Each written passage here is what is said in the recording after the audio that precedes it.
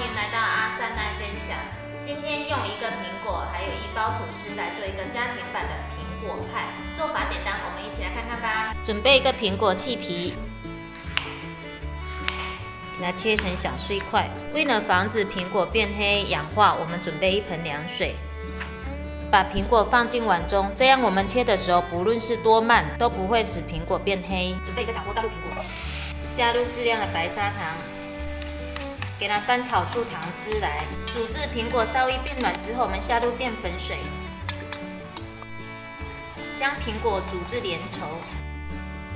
好，粘稠度像这样就可以啦。碗中打入一个鸡蛋，将它搅散。好，我们先给它放一旁备用。准备吐司片，将四边去掉，然后用手给它压平。如果有擀面杖的，你就用擀面杖，让它不这么蓬松就可以了。然后在吐司片的四边给它涂上蛋液。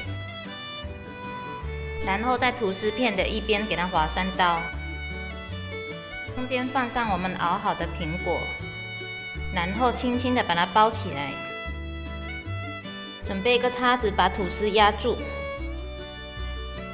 这样就不会露出来。好，像这样一个苹果派的形状就出来了，我们放一旁备用。包好之后，我们在苹果派上面给它涂上一层蛋液。好，像这样就可以啦。准备一个烤盘，将我们的苹果派给它放在上面。我这个烤盘比较小，所以我只弄了5个。现在将我们的苹果派给它放到提前预热好的烤箱，温度给它调至10分钟，180度。这个烤箱的温度可以根据自己家的烤箱来定。好，时间差不多了，我们来看一下我们的苹果派。哇，好香啊！拿出来看一下。用烤箱烤出来的苹果派呢，特别的脆，表皮带有一点微焦。我们掰一个试一下，